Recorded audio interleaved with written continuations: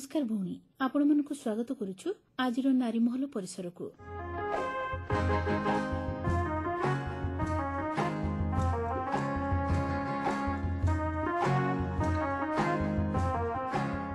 माँ ही पिलार प्रथम गुरु। एई गुरु ही जे कि जीवन रे अज्ञान रूपक अंधकार को दूर करी आलोकर पथ देखाए। सेइथिपई कुहा जायछि शिक्षा हेउछि सफलतार चाबिकाठी। आज आम सहित अछंती जने भौणी जे कि उच्च शिक्षिता अध्यापिका भावरे कार्य करुथिले, किंतु पारिवारिक जंजाल समस्या जोगु से आज जने गृहिणी। केवल घरे गृहिणी भावरे काम करू नांती, से स्वेच्छासेवी अनुष्ठान सहित जड़ित और संगीत रे रुचि रहिबा सहित लेखालेखी करंती। से भौणी हेले चारुलता चौधरी। आसंतु आज आलापरे तांको हम कार्यक्रम रे भेटिबा। प्रथमे तांको हमर कार्यक्रम को स्वागत करिबा। आज्ञा नमस्कार। नमस्कार मैडम, आपण केमती अछंती? भल अच्छे। आज हम स्टूडियो को आछंती, आपन को केमती लागुची? बहुत भल लागुची। ए भी मो पई गोटे नियारा अनुभूति। समाज पई किछि कहिया पई सुजोग मिलिछि, सेति पई भी मो निजको भाग्यवान मने करूची। आपण तो जणे अध्यापिका भावरे कार्य करूथिले, ताको निजर वृत्ति बोली चयन करिथिले, किंतु ताको हठात छाड़ी वर्तमान गृहिणी भावरे काम करूछंती। देखंतु मोर अध्यापना पई मो मन भितरे बहुत आग्रह आ इच्छा थिला। सेति पई मो पढुथिली आ मो भाबुथिली सब बेले मो गोटे भाषा साहित्य रे पढिकरी मो निश्चय सेतरे आगु को बढ़ीबी, अध्यापना करिवि। किंतु मो बाहाघर परे मोर स्वामीकर चाकरी रो अवस्था, से जणे प्रशासनिक अधिकारी, समाज पई तांको बहुत काम करिया को पड़े, चाकरी रे तांको बहुत समय देबा को पड़े। आउ घरे मोर परिवार रे मोर बाहाघर बेले मोर सासु ससुर केही नथिले, तेणु मते समग्र परिवार रो दायित्व तुलिया को पड़ला। ता सहित स्वामी को सहयोग करिया को पड़िबो तांको चाकरी पई। ए सब नै मु से विभिन्न स्थान को जाउथिबे, तांकर गोटिए जागा रे से 2 वर्ष रु अधिक रहि परिबे नहीं। ए सब नै मु मन भितरु से आशा परित्याग करली।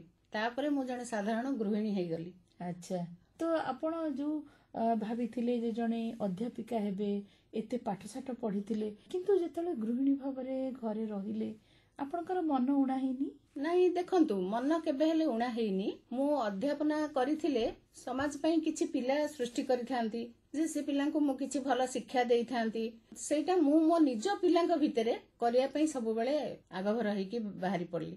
ठीक अछि, मते भगवान जो दायित्व देइचंती गृहिणी भाबरे, मु मोर पिलांको भलो मनीष करिकरी मु समाज को देखै देबी जे नारी भितर इच्छा शक्ति थिले से किछि भी करि परिबो। जदि मु भाबी थांती जे मु मो प्रोफेशन को गुरुत्व देबी, मु अध्यापना करिवि, मु गोटे जगह रे रहिबी, मो स्वामी आ गोटे जगह रे रहिबे, सेठी हुए त हमर पारिवारिक संगति रहि नथांता, पिला भी ठीक भाबरे मनीष हेइ नथांते।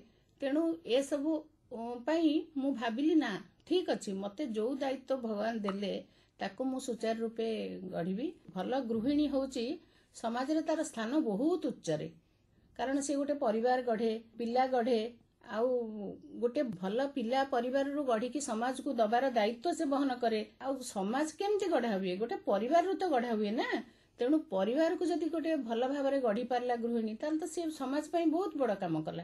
आज्ञा, आपण मध्य आपनक परिवार को खूब सुंदर भाबरे गढ़ी तोलिछंती, पिला मानकु उच्च शिक्षित मध्य करिछंती। से पिला मानक विषय टिके कहिबे कि? आज्ञा, देखंतु मोर 2टी पुओ। बड़ पुओ से तार इंजीनियरिंग लाइन रे चाकरी करथिला, तापरे से पुणी गोटे बैंक रे पाइकी बर्तन बैंक रो उच्च पदस्थ अधिकारी। सानो पुओ से होची इंटीग्रेटेड लॉ पास करिकी से गोटे बड़ कंपनी रे मुंबई रे लीगल मैनेजर अछि। तेणु पिला माने मु मो हिसाब रे पिला मानक पाठ पढ़ा ए सब थरे मु संतुष्ट। से माने तांकर उच्च पदस्थ अधिकारी भाबरे जीवन काटुचंती, भलो मनीष मध्य हेइचंती। ए जो आपण कहले जे पिला मानकर पाठ पढिबार दायित्व आपण नेइथिले, से मानको मध्य पाठ पढौथिबे? निश्चय पाठ पढौथिली। पाठ पढिबा पई तांको भितरे आग्रह सृष्टि करबा, आउ पाठ केमती ठीक भाबरे पढिबा, सेति पई शृंखलित होबा, ए सब मु निश्चय पिलांको सिखैछि। आज्ञा, आपणक पिला मानको मध्य विवाह देइछंती? आज्ञा, बहु भी 2टी आनिछंती? आज्ञा, आपण निजे चयन करी आनिले ना? ना नहीं, मोर बड़ पुओ बड़ बहु को तो मु निजे चयन करी आनिछि, किंतु सानो पुओ तार निज ये रे पसंद रे बाहा हेइछि। କିନ୍ତୁ ସେଟା ଆମର ସହମତିରେ। ଆଉ ଦୁଇ ବୋହୂ ମୋର ଖୁବ୍ ଭଲ। ଦୁଇ ବୋହୂ ମଧ୍ୟ ସେମାନେ ଚାକିରି କରିଛନ୍ତି। ମୋ ବଡ଼ ବୋହୂ ସେ ଚାକିରି କରିଥିଲା, ତାପରେ ଚାକିରି ଛାଡ଼ି ସେ ତାର ନିଜର ବାପାଙ୍କର ଯୋଉ ନିଜର ପୈତୃକ ବ୍ୟବସାୟ ତାକୁ ବର୍ତ୍ତମାନ ସବୁ ଦେଖାଶୁଣା କରୁଛି। ସେ ସେଥିରେ ବି ବହୁତ ତା ବ୍ୟବସାୟର ଉନ୍ନତି କରୁଛି। ଆଉ ସାନ ବୋହୂ ମଧ୍ୟ ସେ ଗୋଟେ କମ୍ପାନୀର ଲିଗାଲ ମ୍ୟାନେଜର। ସେ ମଧ୍ୟ ତା ଚାକିରିରେ ଖୁବ୍ ପ୍ରତିଷ୍ଠିତ।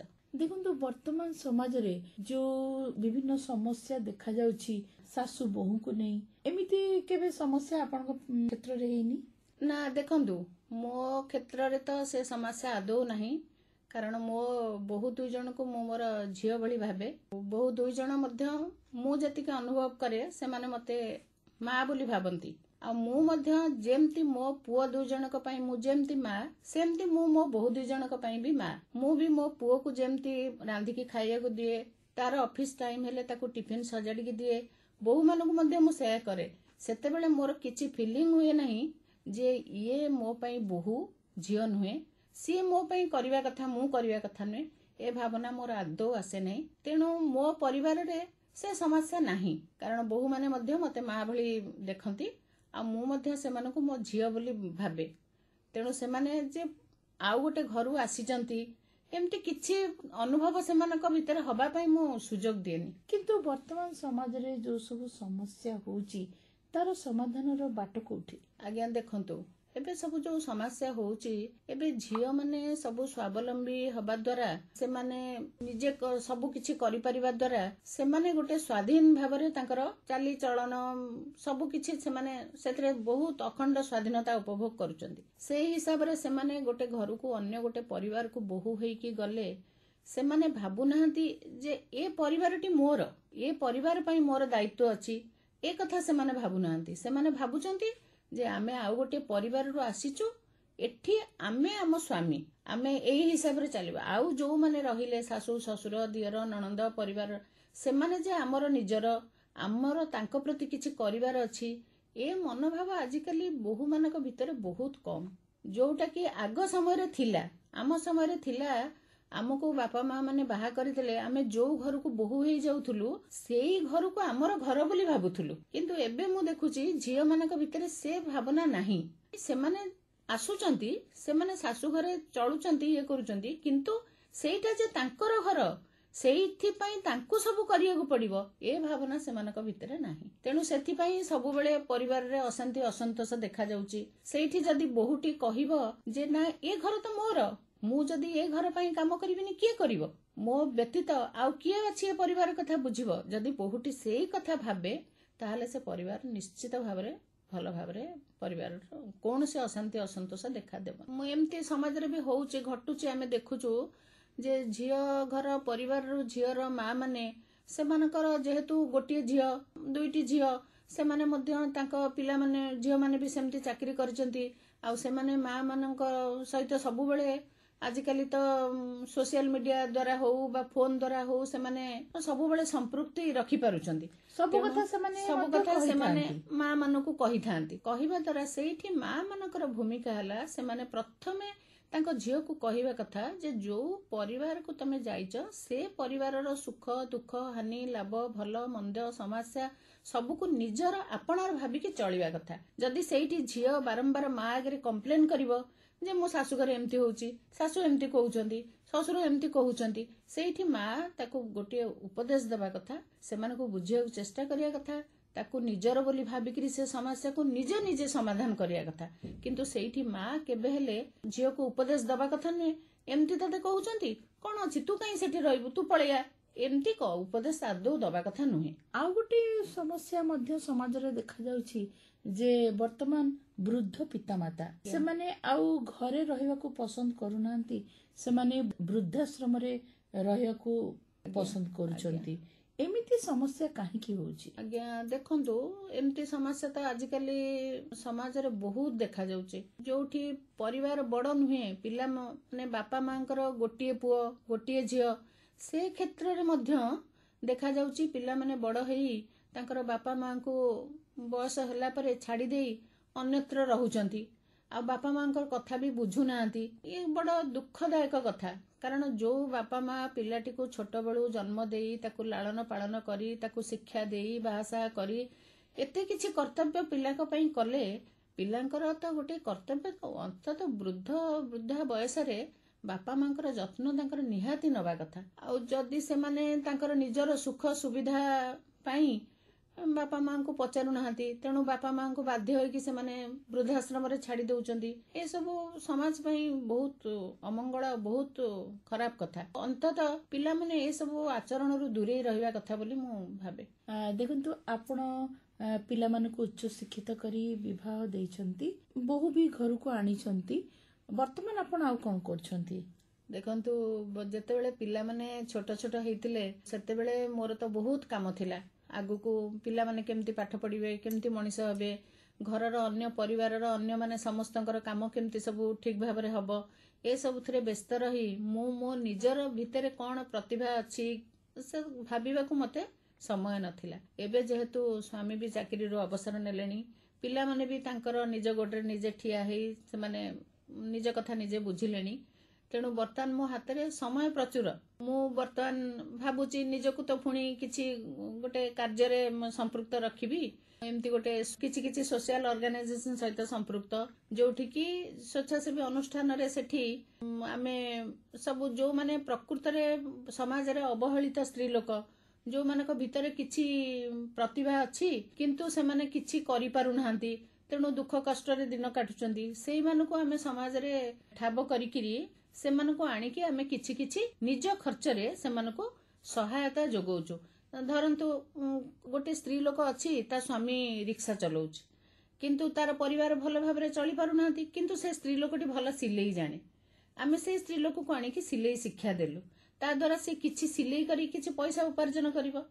ଆଉ କେହି ତାର ଭିତରେ ରନ୍ଧାବଢା କରିବାର ବି କ୍ଷମତା ଅଛି, ତେଣୁ ତାକୁ ଆମେ ଆଣିକି ରନ୍ଧାବଢା କରିକି ଅନ୍ୟ ଜାଗାରେ ରନ୍ଧାବଢା କାମରେ ବି ଲଗେଇ ପାରୁଛୁ, କିମ୍ବା କେହି ଏଇ ଯୋଉ ପାର୍ଲର ବୃତ୍ତି ବି କରିପାରୁଛନ୍ତି। ଏସବୁ କରିକି ଆମେ ବି କିଛି ସ୍ତ୍ରୀ ଲୋକଙ୍କୁ ସ୍ୱାବଲମ୍ବୀ କରିପାରିଲୁଣି। ସେମାନଙ୍କୁ କଣ ଆପଣ ନିଜେ ଠାବ କରିଥାନ୍ତି? ହଁ, ଆମକୁ ସେଟା ନିଜେ ଠାବ କରିବାକୁ ପଡେ। ଆମେ ଏମିତି ସମାଜର ଯୋଉମାନେ ସବୁ ଅବହେଳିତ ସ୍ତ୍ରୀ ଲୋକ ଅଛନ୍ତି ତାଙ୍କୁ ବୁଲି ବୁଲି ତାଙ୍କଠୁ ଖବର ନେଇ ତାଙ୍କୁ ଏକାଠି କରିକି ଆମେ ଆଣିକି ପ୍ରଥମେ ଏଇ ଭାବରେ ଆମେ କାମଟି ଆରମ୍ଭ କରିଛୁ। ବର୍ତ୍ତମାନ ତ ଦେଖନ୍ତୁ, ଅନେକ ସ୍ୱୟଂ ସହାୟକ ଗୋଷ୍ଠୀ ଗଠନ କରାଯାଇଛି, କିନ୍ତୁ ତଥାପି ଆପଣଙ୍କ ଅନୁଷ୍ଠାନରେ ମହିଳାମାନେ ଆସୁଛନ୍ତି? ହଁ, ମହିଳାମାନେ ଆସୁଛନ୍ତି, କାରଣ ସମସ୍ତେ ସ୍ୱୟଂ ସହାୟକ ଗୋଷ୍ଠୀରେ ସରକାରଙ୍କର ସ୍ୱୟଂ ସହାୟକ ଗୋଷ୍ଠୀ ଯଦିଓ ହେଇଛି, ଭଲ ଭାବରେ କାର୍ଯ୍ୟ କରୁଛି, କିନ୍ତୁ ସମସ୍ତେ ତାର ସୁଯୋଗ ନେଇ ପାରୁନାହାନ୍ତି। କିଛି କିଛି ରହିଯାଉଛନ୍ତି। ଯୋଉମାନେ ରହିଯାଉଛନ୍ତି ସେମାନଙ୍କୁ ଆମେ ଆଣିକି ଏମିତି ଶିକ୍ଷା ଦଉଛୁ। ସ୍ୱୟଂ ସହାୟକ ଗୋଷ୍ଠୀ ପାଖରେ ସେମାନେ ପହଞ୍ଚି ପାରୁନାହାନ୍ତି, ତେଣୁ ଆମେ ତାଙ୍କୁ ଆଣିକି ଆମ ନିଜ ଖର୍ଚ୍ଚରେ ସେମାନଙ୍କୁ ପ୍ରଥମେ ଶିକ୍ଷା ଦଉଛୁ। ଟ୍ରେନିଂ ଦେଲା ପରେ ସେମାନଙ୍କୁ ସାର୍ଟିଫିକେଟ ଦଉଛୁ। ସେମାନେ ସେଇ ସାର୍ଟିଫିକେଟ ବଳରେ ଯାଇକିରି କୋଉଠି କୋଉଠି କାମ ବି କରିପାରୁଛନ୍ତି। ଏ ତ ଆପଣ କହିଲେ ଯେ ସ୍ୱେଚ୍ଛାସେବୀ ଅନୁଷ୍ଠାନ ସହିତ ଜଡିତ ଅଛନ୍ତି ଦୀର୍ଘ ବର୍ଷ ହେଲା। ମୁଁ ଏଇ ସ୍ୱେଚ୍ଛାସେବୀ ଅନୁଷ୍ଠାନ ସହିତ ସମ୍ପୃକ୍ତ ହବା ସଙ୍ଗେ ସଙ୍ଗେ ମୁଁ ବର୍ତ୍ତମାନ ସଙ୍ଗୀତ ସାଧନା ବି କରୁଛି, କାରଣ ମୋର ପିଲାଦିନୁ ସଙ୍ଗୀତ ପ୍ରତି ଗୋଟେ ବହୁତ ରୁଚି ଥିଲା। ଏମିତିକି ମୋର ମନେ ପଡେ, ମୁଁ ଯେତେବେଳେ 6-7 ବର୍ଷର ହେଇଥିଲି ସେତେବେଳେ ମୁଁ ଆକାଶବାଣୀର ଶିଶୁ ସଂସାର କାର୍ଯ୍ୟକ୍ରମରେ ଆସିକି ଯୋଗ ଦଉଥିଲି। ଆଉ ସେତେବେଳେ ସେ ଯୋଉ ଅପା ଭାଇ ଥିଲେ, ମୁଁ ସେ ମାଇକ୍ରୋଫୋନ ଆଗରେ ଗୀତ ବୋଲିବା ମୋର ଗୋଟେ ବଡ ସଉକ ଥିଲା। ଆଉ ଗୀତଟି ଗାଇଥିଲେ? ସେତେବେଳେ ମୁଁ ବୋଧେ ମନେ ପଡୁଛି ସେଇ ସାହିତ୍ୟ ବହିର ଯୋଉ କବିତା ସବୁ ସେକୁ ମୁଁ ଗାଉଥିଲି, କିନ୍ତୁ ରୀତିମତ ମୁଁ ଶିଶୁ ସଂସାର କାର୍ଯ୍ୟକ୍ରମରେ ଆସିକି ଯୋଗ ଦଉଥିଲି। ତାପରେ ମୁଁ ଧୀରେ ଧୀରେ ସ୍କୁଲରେ ପଢିଲା ବେଳେ ସ୍କୁଲରେ ମଧ୍ୟ ସବୁ ଫଙ୍କସନରେ ଗୀତ ବୋଲେ, କଲେଜରେ ମଧ୍ୟ ଗୀତ ବୋଲିଲି। ମୁଁ ଯଦିଓ କୋଉଠି ଏମିତି ବିଧିବଦ୍ଧ ସୁଯୋଗ ସେମିତି ପାଇନି, କିନ୍ତୁ ମୋ ଭିତରେ ଯୋଉ ସଙ୍ଗୀତ ଥିଲା ମୁଁ ତାକୁ ଯେତେବେଳେ ସୁଯୋଗ ପାଏ ତାକୁ ମୋର ପ୍ରକାଶ କରେ। ସେତେବେଳେ ସଙ୍ଗୀତ ସାଧନା କରିବା ପାଇଁ ଇଚ୍ଛା ନଥିଲା ବା ବିଧିବଦ୍ଧ ଭାବରେ ଶିଖିବା ପାଇଁ ଇଚ୍ଛା ଆପଣଙ୍କର ନଥିଲା? ନାଇଁ, ଇଚ୍ଛା ତ ନିଶ୍ଚୟ ଥିଲା। ମୁଁ ଦେଖୁଥିଲି ଯୋଉମାନେ ସବୁ ରେଡିଓରେ ଗୀତ ବୋଲୁଛନ୍ତି, ସେମାନେ କେତେ ଗୁରୁଙ୍କ ପାଖରେ ସଙ୍ଗୀତ ଶିକ୍ଷା କରିଛନ୍ତି, କେତେ ସଙ୍ଗୀତ ଇଏ କରୁଛନ୍ତି, ସେ ପ୍ରକାର ଇଚ୍ଛା ମୋର ଥିଲା। କିନ୍ତୁ ମତେ ଘରୁ ସେଇ ପ୍ରକାର ସୁଯୋଗ ମିଳିଲା ନାହିଁ, କାରଣ ମୋ ବାପା ଗୋଟେ ରକ୍ଷଣଶୀଳ ମନୋବୃତ୍ତିର ଲୋକ ଥିଲେ। ସେ ଭାବୁଥିଲେ ଝିଅ ପିଲା କୁଆଡେ ବାହାରକୁ ଯିବ, କୋଉଠି ସଙ୍ଗୀତ ଶିକ୍ଷା କରିବ, କୋଉଠି ଇଏ ହବ, ତେଣୁ ସେଥିପାଇଁ ଛାଡୁ ନଥିଲେ। ତେଣୁ ମୁଁ ମୋ ନିଜ ଚେଷ୍ଟାରେ ଯେତିକି ଯାହା ଗୀତ ବୋଲୁଥିଲି। ଆଉ ତାପରେ ଏବେ ମୋ ହାତରେ ଯେହେତୁ ପ୍ରଚୁର ସମୟ, ମୁଁ ଭାବିଲି ମୁଁ ଏବେ କିଛି କରିପାରିବି। ମୁଁ ତେଣୁ ବର୍ତ୍ତମାନ ସଙ୍ଗୀତ ଶିକ୍ଷା ପାଇଁ ମନ ବଳେଇକିରି ଜଣେ ଗୁରୁଙ୍କ ଠାରୁ ସଙ୍ଗୀତ ଶିକ୍ଷା କରୁଛି। ଆଉ ମୁଁ ବି ସଙ୍ଗୀତ ଏମିତି ଗୀତ ବୋଲିକିରି ମୋର ଗୋଟେ ନିଜର ଚ୍ୟାନେଲ ଖୋଲିଛି। ସେଥିରେ ମୁଁ ପୁରୁଣା ସବୁ ଏକଦମ ପୁରୁଣା ଓଡ଼ିଆ ଗୀତ ସବୁ ମୁଁ ବୋଲୁଛି। ଆପଣ ତ ସଙ୍ଗୀତ ସାଧନା ଜାରି ରଖିଛନ୍ତି, ତେବେ ଆପଣଙ୍କର କଣ୍ଠରୁ ଗୋଟେ ଗୀତ ଆମର ଭଉଣୀମାନଙ୍କୁ ଶୁଣାନ୍ତୁ। ପୁରୁଣା ଓଡ଼ିଆ ଗୀତ ଗାଇବି, ଯୋଉଟାକି ମୋର ବହୁତ ପ୍ରିୟ ପୁରୁଣା ଗୀତ। ଗୀତଟିକୁ ଲତା ମଙ୍ଗେଶକର ଗାଇଛନ୍ତି। ମୁଁ ଚେଷ୍ଟା କରିବି ଗାଇବା ପାଇଁ। ଆଜି ମୁଁ ଶ୍ରାବଣୀ ଲୁହାର ହରିଣୀ, ଯେଉଁ ରଜନୀ କେବେ ପାହିନି, ଆଜି ମୁଁ ସେଇ ରଜନୀ, ଆଜି ମୁଁ ସେଇ ରଜନୀ, ଆଜି ମୁଁ ଶ୍ରାବଣୀ।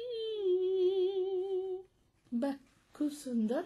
ଆପଣ ଏମିତି ସଙ୍ଗୀତ ସାଧନା ଜାରି ରଖିଛନ୍ତି। ଆଜ୍ଞା। ତେବେ ସମୟ ପାଇଲେ ଆଉ କଣ କରୁଛନ୍ତି? ସମୟ ପାଇଲେ ମୁଁ ତ ସଙ୍ଗୀତକୁ ସବୁଠୁ ବେଶୀ ଭଲ ପାଏ। ତା ଛଡା ମୋର ଆଗ୍ରହ ବହୁତ ରୋଷେଇରେ। ଆଚ୍ଛା। ମତେ ଏମିତି ରୋଷେଇ କରି ଅନ୍ୟମାନଙ୍କୁ ଖାଇବାକୁ ଦେବା ମୋର ଗୋଟେ ବଡ ସଉକ। ଆଉ ସବୁ ପ୍ରକାର ନୂଆ ନୂଆ ଖାଇବା ତିଆରି କରିବାରେ ବି ମୋର ବହୁତ ଆଗ୍ରହ। ହଠାତ୍ ଏଇ ଦ୍ୱିପହରରେ କିଛି ଅତିଥି ଆସି ପହଞ୍ଚିଗଲେ, ଆଜ୍ଞା। ଆପଣ କଣ ଗୋଟିଏ ରୋଷେଇ କରି ପ୍ରସ୍ତୁତ କରି ସେମାନଙ୍କୁ ଦେଇଛନ୍ତି? ହଁ, ବହୁତ ରୋଷେଇ କରି ଦେଇଛି। ମୁଁ ପ୍ରଥମେ ଦେଖେ ଅତିଥି କୋଉ ପ୍ରକାର ଖାଇବା ଭଲ ପାଉଛନ୍ତି। ସିଏ ଜଣେ ଯଦି ନିରାମିଷାଶୀ ହେଇଥିବେ, କିମ୍ବା ସିଏ ଜଣେ ଆମିଷାଶୀ ହେଇଥିବେ, କିମ୍ବା ସିଏ ଜଣେ ପୁରା ସାତ୍ବିକ ଭୋଜନ ଭଲ ପାଉଥିବେ, ସେଇ ଅନୁସାରେ ମୁଁ ପ୍ରସ୍ତୁତ କରେ। କଣ କରନ୍ତି? ଦେଖନ୍ତୁ, ଜଣେ ଯଦି ଆମିଷ ଭଲ ପାଉଛି, ମୁଁ ମାଛରେ ବହୁତ ପ୍ରକାର ଜିନିଷ କରିକି ତାଙ୍କୁ ଖୁଆଇ ପାରେ। ନହେଲେ ଜଣେ ଯଦି ପୁରା ସାତ୍ବିକ ଭୋଜନ ଭଲ ପାଉଛି, ତାହେଲେ ମୁଁ ମନ୍ଦିର ପ୍ରସାଦ ମଧ୍ୟ ଘରେ ରାନ୍ଧିପାରେ। ଆଚ୍ଛା, ବହୁତ ଭଲ କଥା। ଆପଣ କହିଲେ ଯେ ମନ୍ଦିରର ପ୍ରସାଦ ଯେମିତି ପ୍ରସ୍ତୁତ ହୁଏ, ଆପଣ ତାକୁ ମଧ୍ୟ କରିପାରନ୍ତି। ଯିଏ କୁହନ୍ତୁ ଶାଗ ମୁଗ ହେଲା, ଆଜ୍ଞା। କେମିତି କଣ କରନ୍ତି ଟିକେ କହିଲେ ଆମର ଭଉଣୀ ମାନଙ୍କୁ। ଦେଖନ୍ତୁ, ଶାଗ ମୁଗ ମୁଁ ତ କରେ। ଆଉ ଶାଗ ମୁଗ ପ୍ରସ୍ତୁତ କଲା ପରେ ସମସ୍ତେ ଘରେ ବା ଅନ୍ୟମାନେ ଖାଇକି ବହୁତ ଭଲ ହେଇଛି ବୋଲି କହନ୍ତି। ମୁଗ ତା ଦେହରେ ଟିକେ କଖାରୁ, ସାରୁ, ଆଳୁ, ବାଇଗଣ, ସବୁ କଞ୍ଚା କଦଳୀ, ସବୁ ପରିବା ଆଉ ପକେଇକି ତାକୁ ବିନା ମସଲାରେ ପ୍ରସ୍ତୁତ କରେ। ଆଚ୍ଛା, ଏଥିରେ ଯୋଉ ତାର ମୁଖ୍ୟ ଆକର୍ଷଣ ହଉଛି ଶାଗ। ଆପଣ କୋଉ ଶାଗ ଦେଇଥାନ୍ତି? ତା ଦେହରେ ପ୍ରକୃତରେ କୋଶଳା ଶାଗ ହିଁ ହଉଛି ତାର ମୁଖ୍ୟ। ଯଦି ସେଇ ସମୟରେ କୋଶଳା ଶାଗ ମିଳୁନଥାଏ, ତାହେଲେ ନେଉଟିଆ ଶାଗ ମଧ୍ୟ ମୁଁ ବ୍ୟବହାର କରିପାରେ। କିନ୍ତୁ ତାର ମୁଖ୍ୟ ଇଏ ହଉଛି କୋଶଳା ଶାଗ। ଆଉ ସେ ଶାଗ ପକେଇ ତା ଦେହରେ କିଛି ବଢି, ନଡିଆ କୋରା ଏସବୁ ଦେଇ ମୁଁ ଘିଅରେ ଛୁଙ୍କ ଦେଇକି ଶାଗ ମୁଗ ପ୍ରସ୍ତୁତ କରେ। ଆଚ୍ଛା, ଆପଣ କହିଲେ ଯେ ଆମିଷ ରୋଷେଇ କରିବାକୁ ଆପଣଙ୍କୁ ଭଲ ଲାଗେ ଆଉ ଆମିଷ ମଧ୍ୟ କରନ୍ତି। ମାଛର ଏମିତି ଗୋଟେ କଣ ରେସିପି ଆମର ଭଉଣୀ ମାନଙ୍କୁ ଟିକେ ଶୁଣାନ୍ତୁ। ମାଛର ରେସିପି ଭିତରେ ମୁଁ ସବୁଠାରୁ ଭାବେ, ମାଛ ଭିତରେ ତ ରାଜା ହେଲା ଇଲିଶି। ତେଣୁ ମୁଁ ଇଲିଶିକୁ ଦହି ଦେଇକିରି ଆଉ ସୋରିଷ ଦେଇକି କଞ୍ଚା ରାନ୍ଧିପାରେ। ଆଚ୍ଛା, ଯୋଉଟା କି ବହୁତ ସ୍ୱାଦିଷ୍ଟ। ଆଉ କଞ୍ଚା ସୋରିଷ, ଦହି ଆଉ ରସୁଣ, କଞ୍ଚା ଲଙ୍କା ଏସବୁ ଦେଇକି ମୁଁ ରୋହି ମାଛର ଦହି ମାଛ ତିଆରି କରିପାରେ। ଆପଣ କହିଲେ ଯେ ଇଲିଶି ମାଛ କରନ୍ତି ଦହି ଆଉ ସୋରିଷ ଦେଇ, ତାର ପ୍ରସ୍ତୁତି ପ୍ରଣାଳୀ କେମିତି, ସେ ବିଷୟ ଟିକେ କୁହନ୍ତୁ, ଯାହା ଦ୍ୱାରା କି ଆମର ଭଉଣୀ ମାନେ ଆପଣଙ୍କଠୁ ଶୁଣିବେ ଆଉ ତାକୁ ଘରେ ପ୍ରସ୍ତୁତ କରିବେ, ଚିଠି ମଧ୍ୟ ଲେଖିବେ ଆମକୁ। ଆଜ୍ଞା, ଇଲିଶି ମାଛ ଆଣି ତାକୁ ପରିଷ୍କାର ଭାବରେ ଧୋଇବେ। ଧୋଇକି ତା ଦେହରେ ଅଳ୍ପ ଲୁଣ, ହଳଦୀ ଗୋଳେଇ ତାକୁ ରଖିବେ। ତାପରେ ମସଲା ପ୍ରସ୍ତୁତ କରିବେ। ମସଲାରେ ହେଲା ସୋରିଷ, ଟିକେ ପୋସ୍ତ ଆଉ ରସୁଣ, ଲଙ୍କା, ଏହା ହେଲା ମୁଖ୍ୟ। ଆଉ ଟିକେ ଅଳ୍ପ ଟିକେ ଜିରା ମଧ୍ୟ ତା ଦେହରେ ଦିଆଯିବ। ତାକୁ ସୁନ୍ଦର ଭାବରେ ପେଷ୍ଟ ତିଆରି କରିଦେବେ। ତାପରେ କିଛି କଟା ପିଆଜ ଆଉ କଟା ଟମାଟୋ ଆଉ ଭୃଷଙ୍ଗ ପତ୍ର ଏତିକ ନେବେ। ଗୋଟେ କଡେଇ ବସେଇକି ତା ଦେହରେ ସୋରିଷ ତେଲ ଦେବେ। ତାପରେ ତା ଦେହରେ କଟା ପିଆଜ, କଞ୍ଚା ଲଙ୍କା ଆଉ ଟମାଟୋ ଦେବେ। ସିଏ ଅଳ୍ପ ଭାଜି ହେଲା ପରେ ତା ଦେହରେ ଇଲିଶି ମାଛ ଯୋଉ ଧୁଆ ହେଇକି ରଖା ହେଇଥିବ ତାକୁ ସବୁ ପକେଇବେ। ପକେଇକି ତାକୁ ଅଳ୍ପ ଜାଳରେ ତାକୁ ଥରେ ଲେଉଟେଇବେ। ସେଟା ବେଶୀ ଭଜା ହେବନି, ଏଟା ପ୍ରକୃତରେ ଇଲିଶିର କଞ୍ଚା ରନ୍ଧା। ତେଣୁ ତାକୁ ଟିକେ ଲେଉଟେଇ ସାରିଲା ପରେ ପ୍ରସ୍ତୁତ ହେଇ ରହିଥିବା ସୋରିଷ ମସଲା ତାକୁ ପାଣିରେ ଭଲ କି ଗୋଳେଇ ଦେବେ। ତା ଦେହରେ ଧର ମାଛ ଅଛି 250 ଗ୍ରାମ, ତା ଦେହରେ ଆପଣ ଅଧ କପ୍ ଦହି ମଧ୍ୟ ସେ ସୋରିଷ ମସଲାରେ ଗୋଳେଇ ଦେବେ। ସେଇ ଦହି ସୋରିଷ ପାଣି ଦେଇକି ଗୋଳେଇକି ସେ ମସଲାଟା ତା ଦେହରେ ଦେଇଦେବେ। ଦେଇକି ତାକୁ ଏକଦମ ଧିମା ଆଞ୍ଚରେ 15 ମିନିଟ୍ ବସେଇବେ। ସେ ମାଛଟା ଯେହେତୁ କଞ୍ଚା, ତେଣୁ ସେ ସେଇଥିରେ ହିଁ ସିଝିବ। ଆଜ୍ଞା। ତାପରେ ଉପରେ ସାମାନ୍ୟ ସୋରିଷ ତେଲ ଆଉ ଧନିଆ ପତ୍ର ଦେଇକି ପ୍ରସ୍ତୁତ ହେଇଯିବ। ଆପଣ ତ ଜଣେ ଗୃହିଣୀ ଭାବରେ କାମ କରୁଛନ୍ତି, ସଙ୍ଗୀତ ମଧ୍ୟ ସାଧନା କରୁଛନ୍ତି, ପୁଣି ବିଭିନ୍ନ ପ୍ରକାର ରୋଷେଇ କରି ଖାଇବାକୁ ଦଉଛନ୍ତି, କିନ୍ତୁ ମନୋରଞ୍ଜନ ପାଇଁ କଣ କରନ୍ତି? ମନୋରଞ୍ଜନ ପାଇଁ ତ ମୁଁ ସବୁବେଳେ ସଙ୍ଗୀତ ହେଲା ମୋର ପ୍ରଥମ ପସନ୍ଦ। ମୁଁ ସବୁବେଳେ ପ୍ରାୟ ସଙ୍ଗୀତ ଭିତରେ ବୁଡି ରହିବାକୁ ଚାହେଁ। ମୁଁ ଯେତେବେଳେ ସମୟ ପାଏ ମୁଁ ଗୀତ ହିଁ ଶୁଣେ। ଆଚ୍ଛା। ଆଉ ତାପରେ ମୁଁ ବହୁତ ବହି ମଧ୍ୟ ପଢିବାକୁ ଭଲ ପାଏ। ଟିକେ ଲେଖା ଲେଖି ମଧ୍ୟ କରେ, ଯେହେତୁ ମୋର ସାହିତ୍ୟ ପ୍ରତି ରୁଚି ଅଛି। ମୁଁ ସାହିତ୍ୟର ଛାତ୍ରୀ। ଓଡିଆ ବହି ବହୁତ ପଢେ ଆଉ କିଣେ। କିଛି କିଛି ଲେଖା ଲେଖି ମଧ୍ୟ କରେ। ଆପଣ କହିଲେ ଯେ ଲେଖା ଲେଖିରେ ଆପଣଙ୍କର ରୁଚି ରହିଛି। ସେ ଲେଖାର କିଛି ଅଂଶ ତ ଆମେ ଶୁଣିବା, କିନ୍ତୁ ଆପଣଙ୍କର ରୁଚି ରହିଛି ସଙ୍ଗୀତରେ। ଆପଣ ମନୋରଞ୍ଜନ ପାଇଁ ଗୀତ ଶୁଣନ୍ତି। ଆଜି କୋଉ କଣ୍ଠଶିଳ୍ପୀଙ୍କର ଗୀତ ଶୁଣିବେ? ମୋର ପ୍ରଥମ ପସନ୍ଦ ହେଲେ ପୁରୁଣା ଗାୟିକା ନିର୍ମଳା ମିଶ୍ର। ତାଙ୍କ ଗୀତ ମତେ ବହୁତ ଭଲ ଲାଗେ। ତାଙ୍କର ଯୋଉ ଭଜନ ସଞ୍ଜ ସକାଳେ ତୁମ ଛବି ଖୋଜେ ନୀର ଭିଜା ନୟନରେ, ସେ ଭଜନ ମତେ ଆଜି ପର୍ଯ୍ୟନ୍ତ ମୁଁ ଯେତେବେଳେ ଶୁଣେ ମୁଁ ମୁଗ୍ଧ ହେଇଯାଏ। ତାହେଲେ ଆଜି ଆପଣଙ୍କୁ ଶୁଣେଇ ଦଉଛୁ ତାଙ୍କ କଣ୍ଠରେ ଏଇ ଗୀତଟି। ଆପଣ ଶୁଣିବେ ଆଉ ଆମର ଶ୍ରୋତା ଭଉଣୀ ମାନେ ମଧ୍ୟ ଶୁଣିବେ। ଆଜ୍ଞା।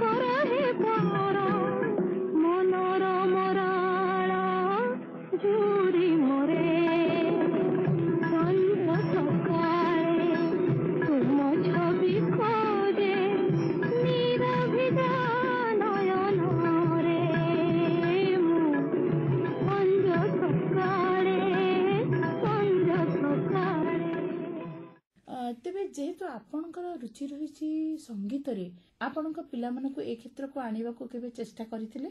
ନାଇଁ, ମୁଁ ପ୍ରଥମେ ପିଲାମାନଙ୍କୁ ଆଣିବାକୁ ଇଚ୍ଛା କରିଥାଇପାରେ, ଚେଷ୍ଟା କରିନି। କାରଣ ଇଚ୍ଛା ଏଇଥିପାଇଁ କରିଥାଏ, ଯେହେତୁ ମତେ ସଙ୍ଗୀତ ବହୁତ ଭଲ ଲାଗେ। ମୁଁ ସବୁବେଳେ ଚାହୁଁଥିଲି ମୋ ପିଲା ପୁଅ 2 ଜଣ କେହି ଜଣେ ଗୀତ ବୋଲୁ, କିନ୍ତୁ ମୁଁ ଦେଖିଲି ସେମାନଙ୍କର ସେ ଆଡକୁ କିଛି ରୁଚି ନାହିଁ। ସେମିତି ଗୀତ ବୋଲିବା ଆଡକୁ ସେମାନେ ଆକୃଷ୍ଟ ହଉନାହାନ୍ତି। ତଥାପି ମୁଁ ସାନ ପୁଅ ଭିତରେ ଟିକେ ସଙ୍ଗୀତ ପ୍ରତି ରୁଚି ଦେଖିକି ମୁଁ ତାକୁ ଗୋଟେ ତବଲା ଶିଖଉଥିଲି। ତବଲା ଶିକ୍ଷା ନେଇଥିଲା ସିଏ, ଆଉ ସେ ବହୁତ ଦିନ ଧରି ଖୁବ ଭଲ ତବଲା ମଧ୍ୟ ବଜଉଥିଲା। କିନ୍ତୁ ତାପରେ ତାର ପାଠପଢା ଏସବୁ ପାଇଁ ସେ ସେଥିରୁ ମଧ୍ୟ ନିବୃତ୍ତ ହେଇଗଲା। ତ ଆପଣ କହୁଥିଲେ ଯେ ଲେଖା ଲେଖି ମଧ୍ୟ କରନ୍ତି। ତେବେ ସେ ଲେଖାର କିଛି ଅଂଶ ଆମର ଭଉଣୀ ମାନଙ୍କୁ ଶୁଣେଇ ଦିଅନ୍ତୁ। ନାରୀ ସଂକ୍ରାନ୍ତୀୟ କବିତା ମୁଁ ଲେଖେ। ବର୍ତ୍ତମାନ ସମାଜରେ ଏଇ ଯୋଉ ନାରୀ ସଶକ୍ତିକରଣ କଥା ଉଠୁଛି, ସେଇ ଉପରେ ମୁଁ ଗୋଟେ କବିତା ଲେଖି। ବିଧାତାର ସର୍ଜନାରେ ନାରୀ କମନିଆ, ସର୍ବଂ ସହା ଶକ୍ତି ସ୍ୱରୂପିଣୀ, ନଦୀ ପୁଣ୍ୟ ତୋୟା। ସଭ୍ୟତାର ଆରମ୍ଭରୁ ଶୁଣାଯାଏ ଏଭଳି ବାରତା, ସମ୍ବାଦ ପୃଷ୍ଠାରେ କିନ୍ତୁ ଖବରର ଭିଡ଼। ନାରୀର ଇଜ୍ଜତ ହୁଏ ଭୁଲ ଲୁଣ୍ଠିତ, ହେଉଥାଏ ସେ ବାରମ୍ବାର ନିର୍ଯାତିତା। ଅକାଳେ ତୁଟଇ ବନ୍ଧନ ଜନନୀ ଭଗିନୀ ଜାୟା ବଢି ଚାଲେ ଲିଭ୍ ଇନ୍ ସମ୍ପର୍କର କାୟା। ପିଲା ପରିବାର ପାଇଁ ରାତିଦିନ ଘର୍ମାକ୍ତ ହେଉଥାଏ ନାରୀ, ସାମାଜିକ ବ୍ୟବସ୍ଥାର କୀର୍ତ୍ତିମାନ ଏହି କଥା ଏବେ ପଛକୁ ରହିଯାଏ। କେମିତି କେଜାଣି ବିକାଶ ପର୍ବରେ ଅଲୋଡା ହୁଏ, ନାରୀ ସ୍ୱାଧୀନତା ନ ହେଉ ଅନ୍ତରାୟ ସମାଜ ବ୍ୟବସ୍ଥା ପଥରେ। ଆପଣ ତ ନାରୀ ସଶକ୍ତିକରଣକୁ ନେଇ ଗୋଟିଏ ସୁନ୍ଦର କବିତା ଆମର ଭଉଣୀମାନଙ୍କୁ ଶୁଣେଇଲେ। ତେବେ ଶେଷରେ ଯୋଉ ଭଉଣୀମାନେ ଆଜି ଆପଣଙ୍କୁ ଶୁଣୁଛନ୍ତି ସେମାନଙ୍କୁ କଣ କହିବେ? ସେମାନଙ୍କୁ ମୋର ଏତିକି କହିବା କଥା, ଏବେ ସମାଜରେ ନାରୀ ବହୁତ ଉଚ୍ଚକୁ ଗଲାଣି, ବହୁତ ତାର ଉନ୍ନତି ହେଲାଣି। ନାରୀ ସ୍ୱାଧୀନତା ପାଇଁ ତ ସରକାର ବହୁତ କିଛି କରୁଛନ୍ତି। ତେଣୁ ମୋର କିନ୍ତୁ ଗୋଟିଏ କହିବା କଥା, ନାରୀ ଯୁଗେ ଯୁଗେ ସଶକ୍ତ ଥିଲା। ତେଣୁ ମୋର ଏତିକି କହିବା କଥା, ନାରୀ ସଶକ୍ତିକରଣ ନାଁରେ ନାରୀ ସ୍ୱେଚ୍ଛାଚାରିତାକୁ ଜମା ସୁଯୋଗ ନ ଦିଆଯାଉ। ତେଣୁ ନାରୀ ସବୁବେଳେ ସଶକ୍ତ ଥିଲା, ଆଜି ବି ସଶକ୍ତ, ଆଗକୁ ବି ସଶକ୍ତ ଥିବ। ନାରୀ ଭିତରେ ଯଦି କିଛି ପ୍ରତିଭା ଅଛି, ସେ ତାର ପରିବାର ସମାଜ ସବୁର ଅନୁଶାସନ ଭିତରେ ରହି ସେ ପ୍ରତିଭାକୁ ବିକଶିତ କରୁ। ମୋର ଏତିକି କହିବା କଥା। କିନ୍ତୁ ନାରୀ ସଶକ୍ତିକରଣର ଅର୍ଥ କେବେ ହେଲେ ନାରୀ ସ୍ୱେଚ୍ଛାଚାରିତା ନ ହେଉ। ଖୁବ୍ ସୁନ୍ଦର ପରାମର୍ଶଟି ଆମର ଭଉଣୀମାନଙ୍କୁ ଦେଲେ। ଆପଣଙ୍କ ବିଷୟରେ ମଧ୍ୟ ଭଉଣୀମାନେ ଜାଣିଲେ। ଅନୁଷ୍ଠାନ ତରଫରୁ ଆପଣଙ୍କୁ ଧନ୍ୟବାଦ। ନମସ୍କାର। ନମସ୍କାର। ଆଜି ଆଳାପରେ ଶୁଣୁଥିଲେ ଚାରୁଲତା ଚୌଧୁରୀଙ୍କ ସହିତ ସାକ୍ଷାତକାର।